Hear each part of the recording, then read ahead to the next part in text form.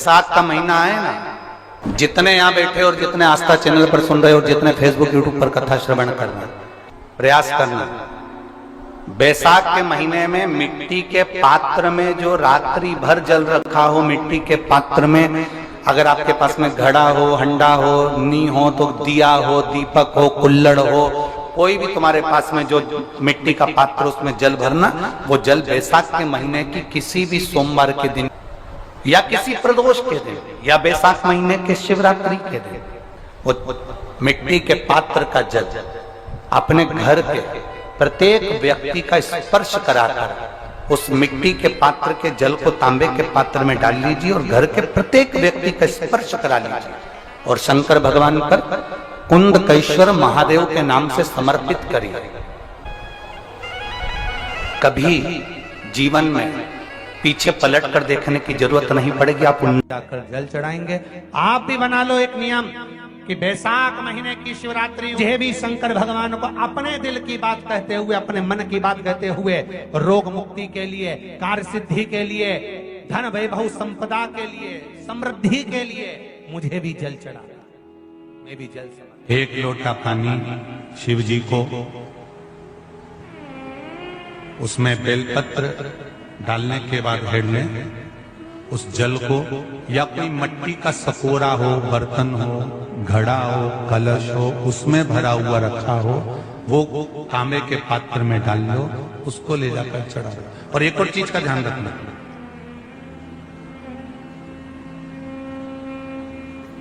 अगर असाध्य रोग जैसे ऐसा रोग हो जो समाप्त नहीं हो रहा हो, कैंसर, किडनी, लीवर या किसी का डायलिसिस चल रहा हो या लीवर काम नहीं कर रहा हो या शरीर की कोई हड्डी जुड़ नहीं रही हो, तो जो जल शिव जी को लोग चढ़ा रहे हैं वो जल को आचमन कर लेना। और आचमन शंकर भगवान की छोटी बेटी अशोक सुंदरी के नाम से करना, उसका आचमन केवल अशोक सुंदरी के नाम से। और शंकर भगवान की सबसे छोटी लड़की अशोक सुंदरी नंदनवन में पैदा हुई, जन्म ली, नंदनवन में जन्म लिया। नंदनवन मतलब काशी। घर के छोटे बच्चों को भी बोलो, बड़ों को भी बोलो, बुजुर्गों को भी बोलो, चलो एक लोटा पानी चढ़ा के आते हैं, चलो। अगर कैंसर का रोग है या किडनी या लीवर या बुखार, पेट से जुड़ा हुआ, सिर से जुड़ा हुआ, कंधे से जुड़ा हुआ या घुटने से जुड़ा हुआ, या रीढ़ की हड्डी में कहीं पानी भरा गया हो या कमर झुक रही हो, कोई भी रोग उधर से लेकर शरीर के अंदर नहीं भागता है और वो बेकार हो रहा है। तो बैसाख का महीना चल रहा है राकेश देवी जी, बैसाख का महीना चल रहा है। बैसाख के महीने की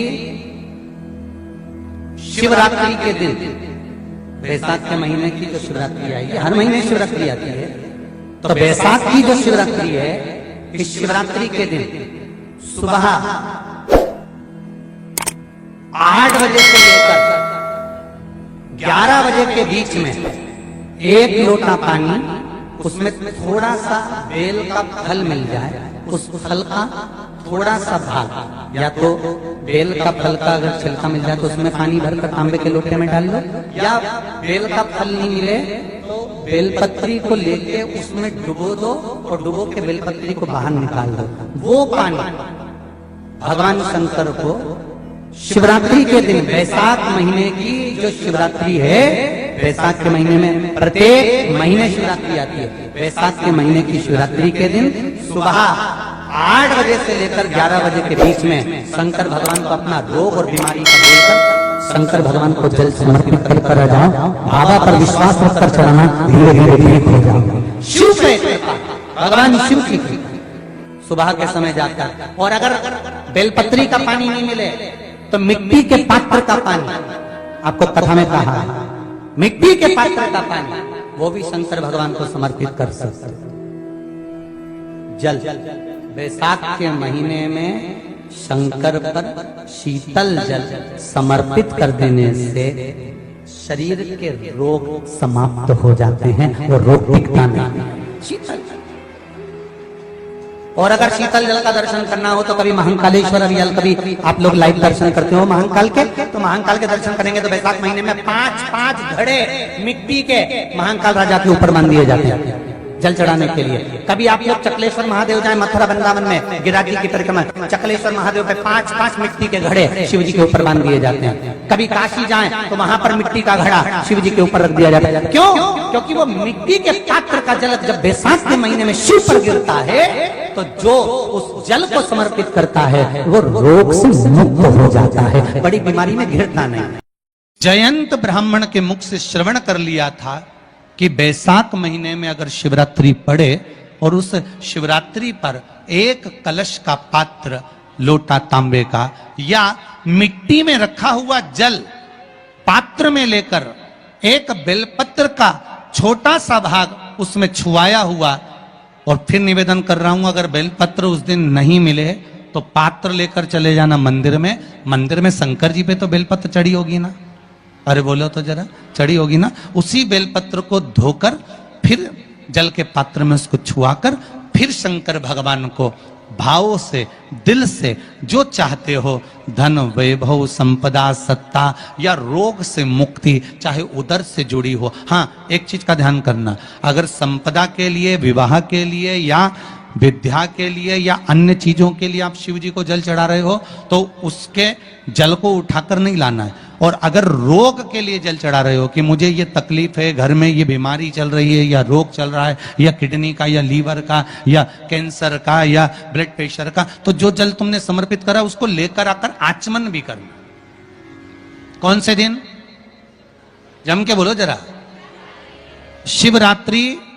शंकर कह रहे हैं, माँ उमा से, माँ पार्वती से मेरा महेश कह रहा है, मेरा बाबा भोलेनाथ, मेरा बाबा विश्वनाथ, मेरा त्रिकालदर्शी कैलाशी अविनाशी कह रहा है कि हे पार्वती,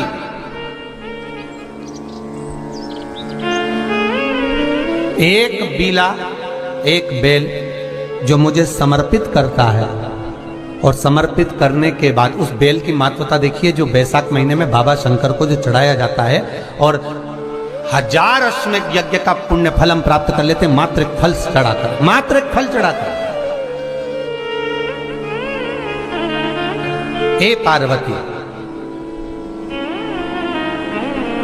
संसार का मनुष्य जब मुझे वो बेलपत्र समर्पित कर, वो बेल का फल समर्पित करता है, पार्वती वो फल जो मुझे चढ़ता है, फिर मैं भले नर्मदा के जल से निकला हुआ कंकर शंकर क्यों ना हूं, फिर चाहे मैं गंगा के जल से निकला हुआ कंकर शंकर क्यों ना हूं, चाहे फिर मैं यमुना के जल से निकला हुआ कंकर शंकर क्यों ना हूं, चाहे मैं सरयू के जल से निकला हुआ कंकर शंकर क्यों ना हूं, चाहे मंदाकिनी के जल से निकला हुआ कंकर शंकर क्यों ना हूं, ए पार्वती, फिर जो भी शिवलिंग पर वो बेल समर्पित होता है वो बेल उठाकर जीव अपने कार्य में ले सकता है। ये माँ उमा से कह रहा है। तो उस बेल की महत्वता जानेंगे। अब अपन उस बेल को जानने के लिए वापिस स्कंद पुराण में चले तो स्कंद पुराण में लिखा हुआ है कि जो बेल बैसाख के महीने में शंकर को चढ़ाया जाता है वो बेल का फल उठाकर रख लिया जाता है। बैसाख के महीने में उस चढ़े हुए, बाकी का आपको बेल का फल खाना हो तो बात दूसरी, पर चढ़ा हुआ जो बेल का फल है वो पूरा बैसाख नहीं खाना। बैसाख के बाद में अगला जो महीना आए उस महीने के अंदर उस फल के अंदर का गुर्दा निकालकर उसको सुखा लीजिए और सुखाकर जिस व्यक्ति को पत्थरी की बीमारी हो और जिस व्यक्ति को पेट में बहुत भोजन पचता ही नहीं है, पूरा शरीर पाचन क्रिया बेकार हो गई, उस व्यक्ति को केवल 7 दिन तक शंकर पर चढ़ा हुआ वो बेलपत्र प्रदान कर दीजिए। पत्थरी भी बाहर और पाचन क्रिया भी ठीक, जिंदगी भर तकलीफ नहीं। उस बैसाख में उस फल की इतनी महत्वता बाबा भोलेनाथ स्कंद पुराण, लिंग पुराण, नर्मदा पुराण, पद्म पुराण के अंतर्गत, शिव महापुराण के अंतर्गत वर्णन कर, उसकी महत्वता है। वो बेल का फल साधारण नहीं हो सकता। अब मंदार का जो पुष्प होता है, आंकड़े का जो फूल होता है, एक सफेद कलर का भी होता है और एक गुलाबी कलर का भी होता है। देखा है आप लोगों ने? बोलो, जम के बोलो, देखा है ना? गुलाबी कलर का जो पुष्प होता है वो आप मंदार का, आंकड़े का जो गुलाबी कलर का पुष्प होता है आप टीवी पे देख रहे होंगे, एक सफेद देख रहे होंगे, एक मंदार का गुलाबी फूल, नीला कलर का फूल देख रहे होंगे। जो नीला कलर का जो पुष्प होता है, गुलाबी कलर का जो आंकड़े का फूल होता है, प्रयास करना। जब किसी विषम परिस्थिति में फंस गए, विषम परिस्थिति, जब आपको लग रहा है कि मुझे बहुत भय लग रहा है, कुछ बुरा होने वाला, आपको लग रहा है आज मेरी उल्टी आंख बहुत फड़क रही है, कुछ गड़बड़ होने वाला है, आपको लग रहा है मेरी सीधी आंख फड़क रही, कुछ गड़बड़ होने वाला है, तब केवल वो नीला जो गुलाबी पुष्प है मंदार का, उसको कहीं से लाकर शिवालय में अशोक सुंदरी वाली जगह पर स्पर्श कर कर शिवलिंग पर आप चढ़ा दीजिए। आपकी विषम परिस्थिति कैसी भी होगी वो रास्ता बनाकर बाहर निकल जाएगी, आपको फंसना नहीं, परेशान नहीं। मंदार आंकड़ा, सफेद आंकड़े का पुष्प भी भगवान शिव को समर्पित होकर, जैसे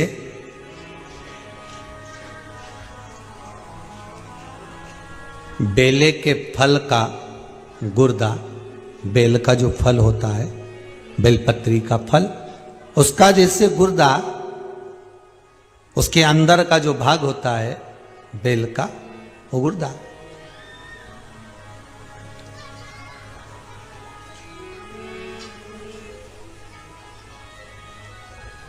उसको अग्नि में जलाकर उसकी भस्म तैयार कर कर छान कर जब जब आपके यहां विद्वान ब्राह्मण शिव जी का अभिषेक कराते हैं, पूजन कराते हैं, तो उसमें लिखते हैं पूजन के साहित्य में बेलपत्री, धतूरा, दुर्वा, ये उसमें नीचे लिखेंगे भस्म। लिखते कि नहीं लिखते? लिखते हैं ना, भस्म अभिषेक में चाहिए रहती है। तब उस भस्म का थोड़ा सा भी भाग आप अगर शिव को समर्पित कर रहे हो तो ये जान लें कि शंकर मनवांछित फल प्रदान कर रहे हैं, शिव फल प्रदान कर रहे हैं।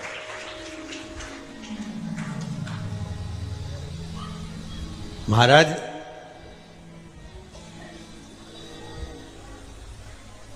बेलपत्री के वृक्ष के नीचे बैठकर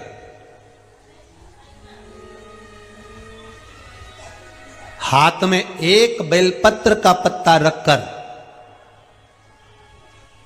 आप पंचाक्षर मंत्र नमः शिवाय, ओम नमः शिवाय या श्री शिवाय नमस्तुभ्यम या महामृत्युंजय मंत्र का स्मरण कर रहे हो, पर डंडी का भाग अपनी ओर, बेलपत्र की बीच वाली पत्ती का भाग बीच वाली उंगली की ओर रखकर अगर आप स्मरण कर रहे हैं और अपनी कामना कर कर बेलपत्री के वृक्ष के नीचे बैठकर उस पत्ते को सम्मुख रखकर बाबा से विनय कर कर एकांत में उस बेलपत्री के वृक्ष की छांव में, बेलपत्री के वृक्ष की छांव आप कामना कर कर उस पत्ते को शंकर भगवान के ऊपर समर्पित कर रहे हैं, तो ये जान कर रखें कि पार्वती और शिव का मिलन करवा रहे हैं और अपनी मनवांछित फल कामना पूर्ण करवा रहे हैं। क्योंकि शिव और पार्वती का जब मिलन होता है, शंकर पार्वती जब एक दूसरे के सम्मुख में होते हैं, शिव और पार्वती जब एक दूसरे के सामने अपने बच्चों के कारण एक दूसरे के सम्मुख में आते हैं, तो उनके चेहरे पर प्रसन्नता का भाव आ जाता। वो फल, मनवांचित फल की कामना आप जिस कामना के लिए कर रहे हैं, विवाह के लिए, नौकरी के लिए, सर्विस के लिए, व्यापार के लिए, रोग मुक्ति के लिए, आप जिस कामना से कर रहे हैं, ईश्वर महादेव, जो व्यक्ति पथभ्रष्ट हो जाए, जैसे मदिरा के नशे में पड़ गया, कहीं जुए में पड़ गया, कहीं मांसाहार में पड़ गया, कहीं व्यसन में पड़ गया, कहीं गलत काम में अगर कोई जा रहा है, तो श्रंभेश्वर महादेव के नाम से काली तिल भगवान शिव को समर्पित करी जाती है। महाराज काली तिल को वापस उठाकर ले आते हैं, उसी काली तिल को जो मदिरा का नशा करने वाला होता है या जो गलत व्यसन में डूबा हुआ होता है, उसको वो सुबह के समय अगर नहीं खाता तो भोजन के साथ उसको दिया जाए। श्रंभेश्वर महादेव, एक बेलपत्री का भी बहुत अच्छा प्रयोग है श्रंभेश्वर महादेव का। मदिरा पीने वालों के लिए, मांसाहार, व्यसन में, जुए में, वेश्यावृत्ति में, पर नारी में, गलत जगह पर जो डूबे रहते हैं उनके लिए। पहले की कथा में उसका वर्णन किया है बेलपत्री पर। श्रम्भेश्वर महादेव, एक बार सब बोलेंगे, कौन से महादेव? श्रम्भेश्वर महादेव। फिर जम के बोल लो एक बार, श्रम्भेश्वर महादेव। जब हमारे घर में क्रोध बढ़ता है या कोई गलत कार्य में जाने लगता है तो श्रम्भेश्वर महादेव का हमें शरणागति लेना चाहिए, श्रम्भेश्वर महादेव का पूजन करना चालू कर देना चाहिए। कई लोग कहते महाराज जी ये श्रम्भेश्वर महादेव का मंदिर कहाँ मिलेगा, हम कहाँ पूजन करने जाए? कहीं नहीं जाना, तुम्हारे घर के पास में जो शंकर जी का मंदिर है वहीं जाओ, उसी देवालय में, उसी मंदिर में जाओ, श्रम्भेश्वर महादेव के नाम से जल चढ़ाना प्रारंभ करेंगे। वो जल जो गलत संगत में पड़ा हुआ है उसका आचमन कराना प्रारंभ करेंगे, अपने आप उसकी धीरे धीरे बुद्धि सुधरना प्रारंभ हो जाएगी। ऐसा श्रम्भेश्वर महादेव का साथ की शिवरात्रि आ रही है, छोड़ना मती। बेलपत्री का पत्ता जल में डालकर भले पत्ते को निकाल देना, और वो जल, जो रोग है, जो बीमारी है, संपदा नहीं आ रही हो, दुकान नहीं चल रही हो, व्यापार नहीं चल रहा हो, बच्चे चिड़चिड़े हो गए हो, क्रोध पड़ रहा हो, तो भी बाबा पर घर के प्रत्येक व्यक्ति एक लोटा जल जरूर चढ़ा के आना, शिव को नमन कर कर आना। ये मौका नहीं मिलता कि बैसाख महीने की शिवरात्रि मुझे भी शंकर भगवान को अपने दिल की बात कहते हुए, अपने मन की बात कहते हुए, रोग मुक्ति के लिए, कार्य सिद्धि के लिए, धन वैभव संपदा के लिए, समृद्धि के लिए मुझे भी जल चढ़ा, मैं भी जल चढ़ा। एक लोटा पानी शिव जी को, उसमें बेलपत्र डालने के बाद हेड में उस जल को, या कोई मिट्टी का सकोरा हो, बर्तन हो, घड़ा हो, कलश हो, उसमें भरा हुआ रखा हो, वो तांबे के पात्र में डाल लो, उसको ले जाकर चढ़ा लो। और एक और चीज का ध्यान रखना,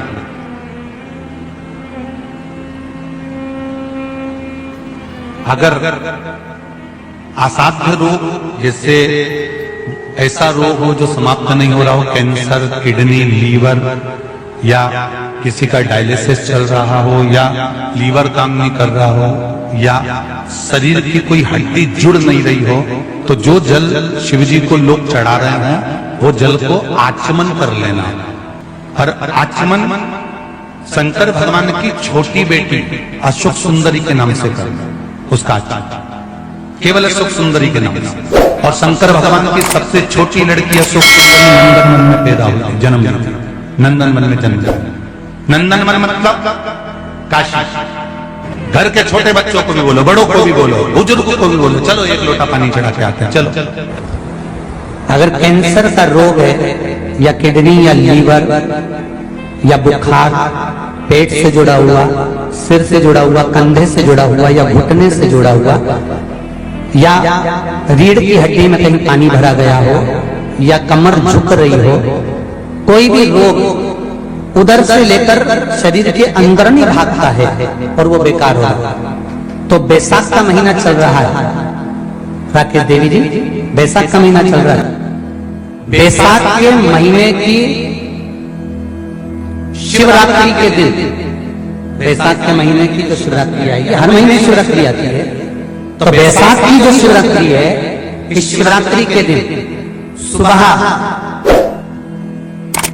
8 बजे से लेकर 11 बजे के बीच में एक लोटा पानी, उसमें थोड़ा सा बेल का फल मिल जाए, उस फल का थोड़ा सा भाग, या तो बेल का फल का अगर छिलका मिल जाए तो उसमें पानी भरकर तांबे के लोटे में डाल लो, या बेल का फल नहीं मिले तो बेलपत्री को लेके उसमें डुबो दो और डुबो के बेलपत्री को बाहर निकाल दो।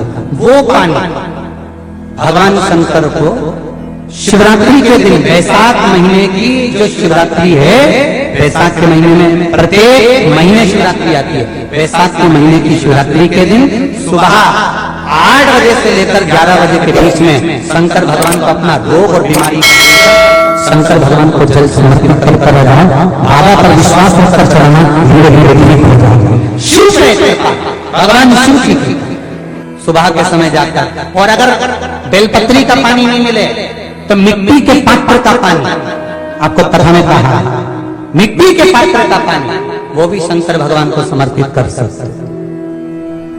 जल बैसाख के महीने में शंकर पर शीतल जल समर्पित कर देने से शरीर के रोग समाप्त हो जाते हैं, वो रोग दिखता नहीं। शीतल, और अगर शीतल जल का दर्शन करना हो तो कभी महाकालेश्वर अभियान, कभी आप लोग लाइव दर्शन करते हो महाकाल के, तो महाकाल के दर्शन करेंगे तो बैसाख महीने में 5-5 घड़े मिट्टी के महाकाल राजा के ऊपर मान दिए जाते हैं जल चढ़ाने के लिए। कभी आप लोग चकलेश्वर महादेव जाए मथुरा वृंदावन में, गिरिराज जी की परिक्रमा, चकलेश्वर महादेव पे 5-5 मिट्टी के घड़े शिव जी के ऊपर बांध दिए जाते हैं। कभी काशी जाएं तो वहां पर मिट्टी का घड़ा शिव जी के ऊपर रख दिया जाता है। क्यों? क्योंकि वो मिट्टी के पात्र का जल जब बैसाख के महीने में शिव पर गिरता है तो जो उस जल को समर्पित करता है वो रोग से मुक्त हो जाता है, बड़ी बीमारी में घिरता नहीं। बैसाख के महीने में सत्तू जरूर खाओ, और सत्तू चाइना से नहीं आएगा, इंडिया में बनेगा। शिव महापुराण की कथा कहती है कि शंकर भगवान के शिवलिंग से लेकर जलाधारी में कुछ स्थान ऐसे हैं वहां पर हमारा मात्र स्पर्श कर अपने दिल की बात कह देने पर भी कार्य सफल हो जाता है। तुम जल चढ़ाओ मत चढ़ाओ, तुम बेलपत्र चढ़ाओ मत चढ़ाओ, तुम धतूरा चढ़ाओ मत चढ़ाओ, पर दिल से अगर तुमने कहा तो उसका फल मिलेगा। सत्तू 12 महीने खाओ मत खाओ। कौन सा महीना? बैसाख के महीने में सत्तू जरूर खाओ, और सत्तू चाइना से नहीं आएगा, इंडिया में बनेगा और बना भारत में ही। मरने का 47वां दिन,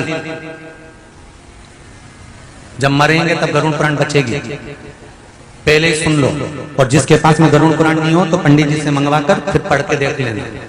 मरने के 47वें दिन, 47 डेज, 47वें दिन किस चीज का दान तुम्हारे सामने आता है? मरने के 47वें दिन।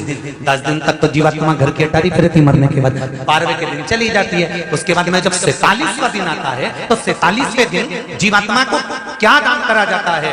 व्यक्ति ने क्या पुण्य करा होता है कि उसको नरक नहीं भोगना पड़ता, बेतरणी नहीं भोगना पड़ती, और सीधे बेतरणी से पार उतर जाता है। वो किस चीज का दान है? तो कहा शिव महापुराण में, गरुड़ पुराण में, कि वो सत्तू का दान है जो बैसाख महीने में करा जाता है। सत्तू का दान 3 चीजों से मिलकर बनता है। जौ, बोलते जाओ, गेहूं, चना, ये 3 चीज से मिलकर बनता है। इसमें जो बारीक बारीक कण होते हैं, जितने जितने 3 चीज के मिले हुए बारीक बारीक कण होते हैं, ये जब दान किया जाता है सत्तू का, तब ये बेतरणी करने के लिए 47वें दिन इस जीवात्मा ने अगर सत्तू का दान करा होता है या सत्तू का सेवन बैसाख के महीने में करा होता है तो उसको बेतरणी नहीं भोगना पड़ती, डायरेक्ट सीधे रत्नाम उज्जैन से डायरेक्ट।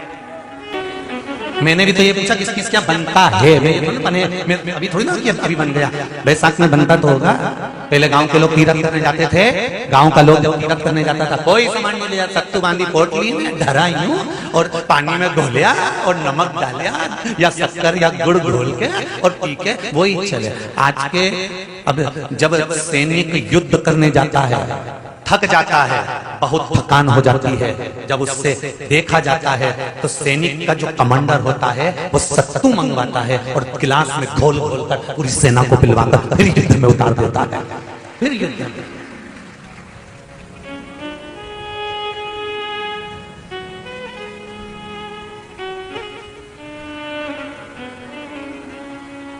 साधारण नहीं है महाराज। सत्तू में जितने बारीक बारीक कण होते हैं, जितने बारीक बारीक कण, अब तुम्हें कम करना, अभी जब फ्री हो तो कागज पे रख के सत्तू का एक कण गिनना है, 1 2 3 बारीक बारीक गिनते रहना जरा। तो तुम्हारा क्या जाए गिनने में? भगवान कृष्ण के हाथ में पट्टी बंधी थी तो उनने भी तो रुक्मणी को गिनने को दिया था, जरा गिन तो जरा इसमें कितने धागे। रुक्मणी जी ने कहा इसमें 9,999 धागे हैं। भगवान ने कहा बस यही 9,999 मुझे द्रौपदी को वापिस लौटाना है। गिनती लगा लो, अभी अभी लगा लो, ऊपर तो भगवान गिन के बता ही देगा कि तुमने जो सत्तू दान करा था, तुमने जो सत्तू खाया था, तुमने जो सत्तू भगवान को दिया था, सत्तू का लड्डू बनाकर तुमने बैसाख महीने में भगवान की जो पूजन करी थी, तो अमावस्या के दिन, पूर्णिमा के दिन या अक्षय तृतीया के दिन तुमने जो सत्तू दिया था, भगवान तो गिनती बता देगा कि सत्तू में कितना कण था।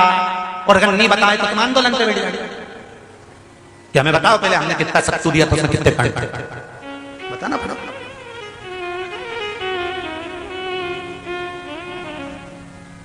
एक एक शिव की आराधना में चांगुना ने एक लोटा जल भरा, उसमें थोड़ा सा चंदन डालकर बेलपत्री के वृक्ष के नीचे ले जाकर डाल देती, थोड़ा सा जल बचाकर शिव जी को डाल देती। शंकर भगवान ने एक दिन चांगुना के सामने मन में विचार प्रकट करा और पार्वती जी से कहा, पार्वती एक बात समझ में नहीं आती, आधा जल ये बेलपत्री को देती है, आधा जल मुझे देती है। जब आधा जल मुझे देती है तो मुझे बड़ा गुस्सा आता है, क्योंकि बच्चे और बूढ़े ये दोनों एक समान हैं।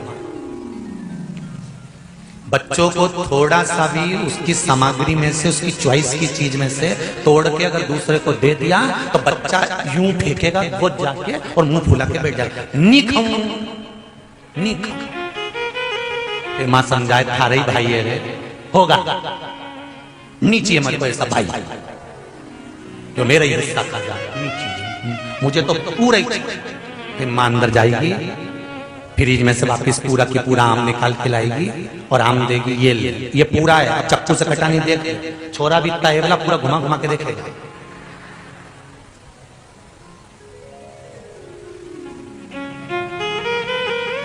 पूरा देख लिया तब नहीं। बच्चा ऐसे ही बुजुर्ग व्यक्ति होता है, बूढ़ा, पति को भोजन दिया तो उसमें चटनी रख दी, जीरा मन रख दिया, पापड़ सेक के रख दिया, और बुढ़ा व्यक्ति जब भोजन करा तो उसमें कहीं नहीं, तो बूढ़े की निगाह में तो आ ही जाता है कि बताओ अपनी तो वैल्यू घट गई। तो बच्चे के मन में और बुजुर्ग के मन में आ जाता है, बच्चा और बूढ़ा एक साथ। भगवान ने कहा ये आधा जल कहां ढोल के आती है? पार्वती जी ने कहा उसके संतान नहीं है, इसलिए वो बेलपत्री की भी आराधना करती है और आपकी भी आराधना करती है। ठीक है,